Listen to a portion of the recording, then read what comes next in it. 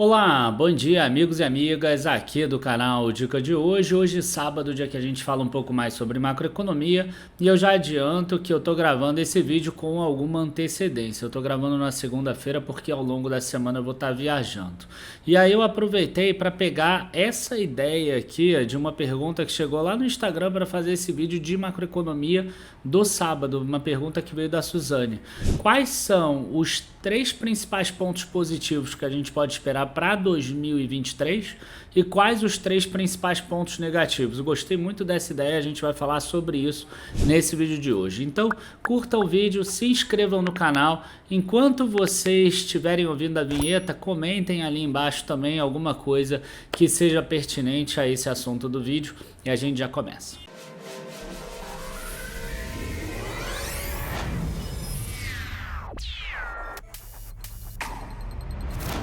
Então vamos lá, eu vou começar pelos três pontos mais negativos, tá, que a gente pode esperar para 2023 e é claro, eu fiz uma colinha aqui. O principal de todos, tá, o principal de todos e que é o que está fazendo a bolsa cair nesse período e é o que vai trazer algum impacto negativo na minha visão, é a questão da política fiscal. E eu vou tentar explicar um pouquinho aqui para vocês. Tá? O Brasil ele conseguiu ter um crescimento muito forte, principalmente depois que adotou o câmbio flutuante lá em 1999 ou início do ano 2000, acho que foi início do ano 2000. Com um tripé. Só que o Brasil foi obrigado a adotar esse câmbio porque senão o FMI não iria fazer empréstimo para ele. Então ele adota uma política macroeconômica que permeia o Brasil até agora, que é o seguinte: você ter superávit primário, você ter metas rígidas de inflação e a terceira coisa é o câmbio flutuante. Então, o que aconteceu com o Brasil? O Brasil cresceu e cresceu bem até 2014, mais ou menos. E aí, em 2014, a gente não consegue gerar superávit primário, a gente tem o primeiro déficit primário. O que é isso? Significa que o total de receita que a gente arrecada via impostos, taxas, contribuições é menor do que o Brasil gasta. Principalmente porque ele tinha muita despesa obrigatória e continua tendo muitas despesas obrigatórias. E aí o que acontece? O Brasil passa a ter um déficit primário. Tá? Nessa conta não inclui juros das dívidas. E aí o Brasil passa a ter um déficit primário em 2015, 2016 maior ainda, e aí entra a política do teto de gastos. Ou seja, o gasto de um ano não pode ser maior do que ele mais a inflação daquele ano. E aí o Brasil tem uma arrecadação que vai crescendo acima da inflação, um gasto que vai subindo de acordo com a inflação no máximo. Então você vai aos poucos gerando de volta uma redução desse déficit até chegar num superávit primário que é o desse ano. E aí esse novo governo que está entrando, ele tem uma visão que é um pouco diferente. Aqui eu não quero falar se é certo ou se é errado, mas é uma teoria macroeconômica que é um pouco mais nova. O pessoal chega a falar que é moderna também, que tem alguma coisinha nova e tem alguma coisa muito antiga lá que vem desde a época, por exemplo, do marxismo, né, em que você tem um Estado que é o indutor da economia. Ou seja, o Estado é importante para que ele faça a economia girar e que ele faça a economia crescer. E como é que o Estado faz esses gastos? Né? Claro, ele vai pegar aquele dinheiro do teu imposto de contribuição e ele vai fazer um investimento. Eu não quero entrar nem aqui no mérito se está certo ou se está errado. Tá? Eu até por visões minhas e por estudos que eu faço, eu percebo que em alguns momentos faz sentido quando a economia está muito arrasada, e em outros momentos não faz nenhum sentido quando a economia está indo bem. Tá? Mas eu não quero nem entrar nesse mérito, afinal a gente sabe que o Estado, quando faz o investimento, ele é menos eficiente do que a iniciativa privada. Tá? Então, pensando dessa forma, a gente não tem privatização, que é uma fonte de entrada de recursos para o Brasil, e a gente acaba tendo um aumento de gastos. tá? Então, o que que acontece? Qual é o grande medo? O grande medo é que o Brasil volte a ter um déficit fiscal, déficit primário, e para compensar isso precise criar novos impostos, ou seja, aumentar a arrecadação. E aí entraria principalmente dividendos e fortunas, herança, enfim, esse tipo de coisa, tá? E aí, se a gente tiver um imposto sobre dividendos sem nenhuma contrapartida para empresas, é claro que a bolsa vai cair, né? Porque se você antes, para ganhar 10% de uma ação que vale R$10, você tinha que receber R$1, se a alíquota do imposto for 20%, agora esse mesmo R$1 só entra no teu bolso 80 centavos. Logo, para você ter 10%, a ação tem que cair de R$10 para 8, tá? Esse é cálculo fácil de fazer, enfim, a multiplicação e divisão. Tá? Então esse é o primeiro ponto negativo e é o principal. Se isso for bem endereçado, a bolsa dispara no que vem. Bom, segunda coisa que eu acho que é importante é o seguinte, é a parte da inadimplência e o crédito. Né? Boa parte do crescimento do Brasil ao longo desse tempo veio por causa do tripé que eu expliquei, mas também veio por causa do crédito. Né? O Brasil ele tinha hiperinflação até 1994. Aí ele passou um período de transição ali do Plano Real, que as pessoas ainda tinham muito medo de se endividar porque elas não sabiam se ia ter uma hiperinflação. E aí o que que aconteceu? A partir de 2001, 2002, 2003, 2004, as pessoas foram começando a ter confiança no sistema que elas poderiam se endividar. E aí quando isso acontece, você tem um aumento do consumo. Quando você tem esse aumento do consumo, as empresas começam a vender mais, as empresas começam a produzir mais, elas começam a investir para aumentar a capacidade produtiva delas e elas reduzem a capacidade ociosa. Isso faz com que elas cresçam bastante e cresçam mais do que a própria economia. E aí o Brasil aproveitou esse boom de crédito. Só que aí o que que acontece? Num cenário mais negativo como o atual, e aí eu pego aqui essa matéria da Agência Brasil de 7/11/2022 agora. Inadimplência atinge maior taxa anual desde 2016. Né? Então fala que a proporção de famílias inadimplentes ficou em 30,3% no mês passado, alta de 0,3 ponto percentual em relação a setembro e 4,6 em relação ao ano passado. Quer dizer, aumenta a taxa de juros, as pessoas têm mais dificuldade de pagar aquelas prestações. Além disso, em outubro, o percentual das famílias com dívidas a vencer chegou a 79%. É só para você ter uma ideia de como o crédito hoje em dia é importante no consumo das famílias. Né? Então, qualquer pessoa que tem um cartão de crédito, por exemplo, e ela passou esse cartão de crédito, ela tem alguma dívida a vencer. Então, 79%, e esse número cresceu também 4,6% em relação ao ano passado. Se a gente tiver um cenário ruim em termos de economia, com essa quantidade de famílias com dívidas e reduzindo mais a renda delas, pode trazer um cenário muito ruim, inclusive para bancos e coisas do gênero. Então, e bancos é ali 20%, 20 e poucos por cento do mercado. Então, o que que vai ganhar, né? O juro mais alto ou a inadimplência mais alta? Se for o juro mais alto, o banco anda bem. Se for a inadimplência mais alta, pode ser um negativo aí, inclusive para banco, que é muito importante. E aí a gente já tem o segundo ponto negativo, que é essa questão de como vai ser a inadimplência e como vai ser essa concessão de crédito.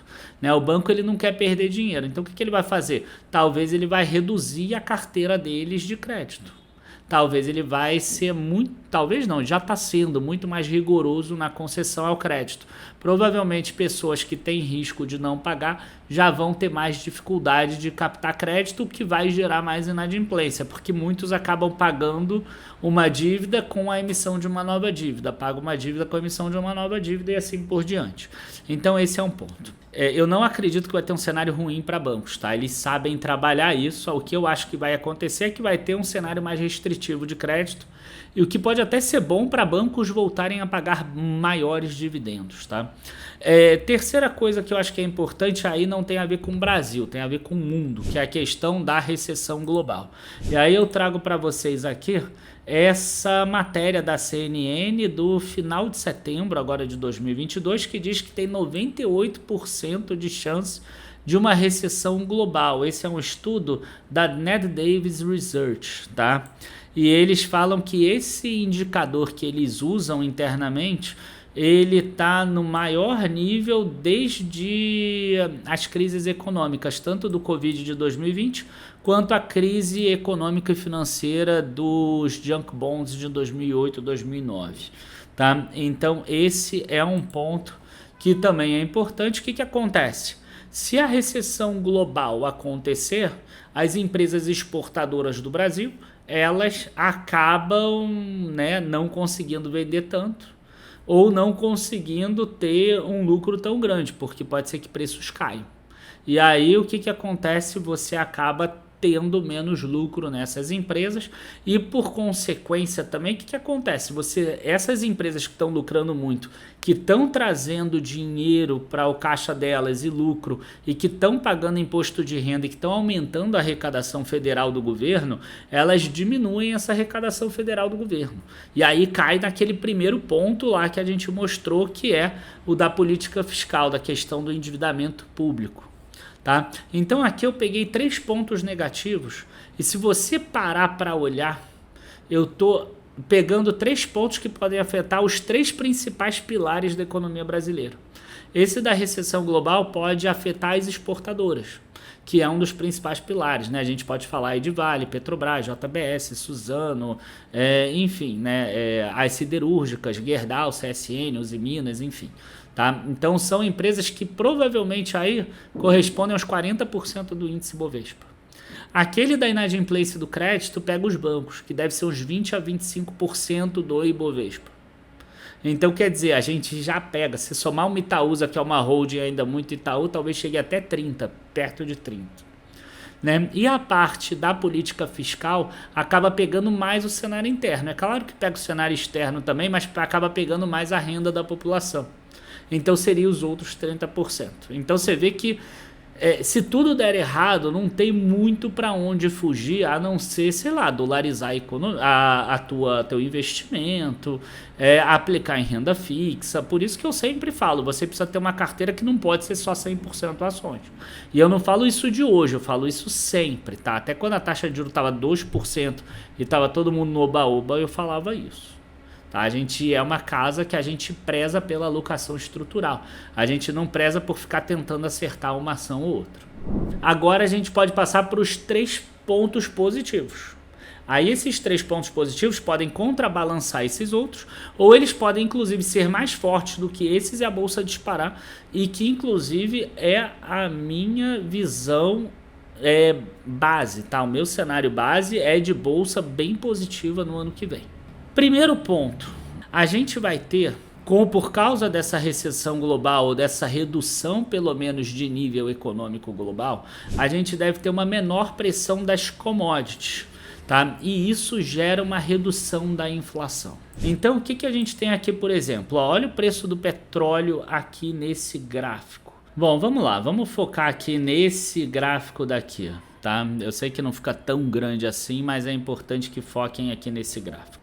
A gente vê que o petróleo chegou a 115 dólares em dias, aqui chegou a 130 dólares. E ele hoje está 76,86 quando eu estou gravando. Então isso aqui já é uma pressão absurdamente para trazer os custos para baixo. Muito parecido com o que aconteceu aqui de 2014, por exemplo, até aqui 2016. Tá? Claro que isso sozinho não faz o trabalho. Tipo, de 2014 a 2016, o Brasil teve uma inflação muito alta. Por quê? Porque o dólar saiu de 2,10 para R$4. Mas mesmo assim, a inflação não passou de 10%, por exemplo. Por quê? Porque a gente teve uma queda muito forte disso. Então esse é um ponto. Quando a gente pega o trigo, por exemplo, a gente vai ver algo muito similar também. A gente vê que ele bateu aqui 1.100 dólares, ele já está em 744 dólares. Né? O trigo que é insumo, por exemplo, de uma M. Dias Branco, que é uma empresa listada na bolsa. Quando a gente pega o minério de ferro, a gente vê a mesma coisa. Ó, ele que chegou a 220 dólares aqui, ó, 215 dólares, ele está agora em 110 dólares. Chegou a bater aqui menos de 90 dólares, 89 dólares. Tudo isso, ó, os preços da soja aqui, que chegou a 1.700 dólares, agora está em 1.400. Esse aqui até que caiu pouco. né? Mais para frente pode acontecer igual aqui, 2014 a 2016, a gente vê que caiu de 1.400 para 800 dólares. Quem sabe ver um preço de soja que é 1.000 dólares. Então, esse aqui é o primeiro ponto que é importante. Quer dizer, se você tiver commodities caindo, salvo se o dólar não subir absurdamente, que se o dólar for a 7, 8 reais, isso anula. Mas se essa queda de preço de commodities vai fazer com que exista uma redução da pressão inflacionária aqui no Brasil. E essa redução da pressão inflacionária aqui no Brasil vai fazer com que os preços cedam. E os preços cedendo e caindo a inflação não tem necessidade dos juros ficarem altos. E aí a gente entra no segundo ponto, que é o início da queda de juros do Brasil, né? E aí, com o início da queda de juros do Brasil, não tem jeito, tá? A bolsa acaba se valorizando, porque o cara da renda fixa, ele começa a ver que ele está ganhando menos.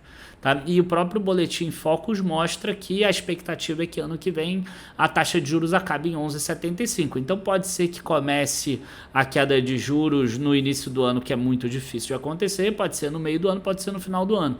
A questão é, quando a Bolsa começar a precificar essa queda de juros, a gente tem uma alta da Bolsa natural. Por quê? Porque significa que a inflação ficou controlada. Tá? Então a inflação controlada vai ter provavelmente a ajuda desse ponto externo aí, que é a redução dessas commodities. E por que vai ter essa redução das commodities? Porque o mundo está entrando em recessão, então vai ter menos demanda por produtos. E qual é o outro ponto positivo aqui que pode acabar ferrando um pouquinho esse outro ponto que a gente acabou de falar, né? Porque a gente está falando de uma recessão global, e aí uma recessão global pressupõe menos demanda pressupõe menor queda de preço das commodities, que pressupõe menos inflação, que pressupõe queda de juros. E aí bolsa em alta, tá? Mas o que pode ferrar um pouquinho isso, mas que é um ponto positivo também para o Brasil? Tá, que é a retomada da economia chinesa. A China agora, né, um mês e meio para cá, ela está começando a deixar de novo que as pessoas chinesas possam transitar entre as cidades. Então elas voltaram a poder ir de lá para cá, daqui para lá e etc. E isso vai trazer uma maior mobilidade ali dentro da China. Então a China vai começar a consumir mais dentro da economia dela, porque estão tirando as restrições ali de Covid, inclusive o aplicativo que a pessoa tinha que ter baixado no celular dela, dizendo onde ela está exatamente, para que o governo pudesse ver realmente onde ela está. E aí o que acontece? Quando isso acontece, você vai ter um maior consumo dentro da própria China, da economia, e aí empresas brasileiras que exportam direto para a China podem acabar se beneficiando, né? A gente vai ter o quê, né? Empresas de proteína animal, igual Minerva, igual Marfrig, igual BRF, empresas de celulose, igual a Suzano, empresa de minério, igual a Vale, por exemplo, ou a Ferbasa, Fesa, empresas siderúrgicas, enfim, são muitas empresas que estão listadas aqui no Brasil que podem se beneficiar da questão da China. Você vê que só o fato dela começar a fazer essa liberação, o preço do minério de ferro saiu de 90 dólares para 110 dólares, por exemplo, a tonelada. Então, assim, isso, como hoje a China é o maior parceiro comercial do Brasil, pode ser que isso ajude o Brasil a ter um resultado melhor, principalmente nessas empresas exportadoras. Como vocês podem ver, gente, eu botei aí os 3 pontos negativos, os 3 pontos positivos, e eles se correlacionam entre si. Saber o cenário que vai acontecer, se vai ser aquele super negativo ou super positivo, em que você vai ter, né, a queda do preço das commodities, uma retomada chinesa e o início da queda de juros. Esse é o cenário mais maravilhoso do mundo, sem pressão fiscal, por exemplo. Né? Esse seria aquele cenário que, cara, ninguém espera, mas que se acontecer é lindo, né, para quem tiver comprado em bolsa. Enquanto isso, se você tiver um cenário, né, que a recessão não foi tão forte assim, ou seja, você tem demanda do exterior, você tem ainda preços de commodities altos. No Brasil, o governo tascando gasto, por exemplo, e aí as pessoas se endividando e não conseguindo tomar crédito. Junto a isso, né, não é uma recessão global, mas uma redução da economia, a gente tem um cenário péssimo, por exemplo, da Bolsa, porque pega praticamente todos os setores. Então, saber trabalhar isso e tentar descobrir qual é o cenário que vai acontecer é quase que um chute. Né? Você não tem visibilidade. O próprio Copom, quando ele bota o comunicado que a gente botou semana passada, ele não sabe o que vai acontecer. Então, o que eu recomendo para você? Eu recomendo que você tenha uma alocação que tenha diversas classes de ativos. Né? É impossível você abrir mão de uma renda fixa que está pagando, às vezes, isento de imposto de renda, 7% acima da inflação. Né? Você não tem como abrir mão de um título público que está pagando mais que 6% da inflação. Né? É deixar dinheiro na mesa fazer isso. Né? Ou você querer alocar tudo em ações. Pode dar certo, mas pode dar errado. Então, quer dizer, por outro lado, se vier o cenário positivo e a Bolsa bater lá 150, 160 mil pontos, 200 mil pontos no final de 2024 talvez, você vai ficar chupando o dedo se você não tiver alguma alocação em Bolsa. Se o Brasil for para o buraco, igual outros países aqui da América do Sul, por exemplo, que cada vez cresce mais a quantidade de países, né? O Peru está aí migrando aí para isso também, seria um absurdo você não ter nenhuma alocação no exterior em países de moeda mais forte, por exemplo. Então, o que eu quero mostrar para vocês é o seguinte... saber qual o cenário que vai acontecer, a gente não sabe. A gente tem pontos negativos e positivos. O que vai te proteger é ter uma alocação bem estruturada. Uma alocação com diversas classes de ativos. Tá? Uma alocação que vai estar protegida em cenários que o Brasil vai mal e em cenários que o exterior vai mal. Uma carteira que vai render se o Brasil for bem e uma carteira que vai render se o exterior for bem. Então esse aqui deve ser o teu principal ponto. Essa diversificação que a gente acaba buscando, mas não pode ser aquela diversificação burra. Não adianta você ter todas as ações do Ibovespa, por exemplo. Né? E falar assim, não gosto de renda fixa. Entendeu? Não adianta. Tá? Existem inúmeros. Eu na minha mentoria eu fiz lá exemplos mostrando que às vezes você botar um 10% de Selic é melhor do que você aumentar 20 ações, por exemplo, na tua carteira. Entendeu? Em termos de redução de risco, por exemplo, de portfólio. Tá? Então, eu acho que o grande ponto do vídeo não é mostrar quais são os 3 principais pontos, os 3 principais negativos. Porque vai ter gente que vai ter visto o vídeo e vai achar, vai estar completamente antenado com os 3 negativos, que é isso que vai acontecer. E vai ter gente que vai ver o vídeo que vai estar completamente antenada com os 3 positivos, que é isso que vai acontecer. Mas você botar todas as suas fichas em um desses 2 cenários é que eu acho que é o erro que você não pode cometer. Tá bom? Abraço a todos, bons investimentos e até a próxima. Tchau, tchau, pessoal.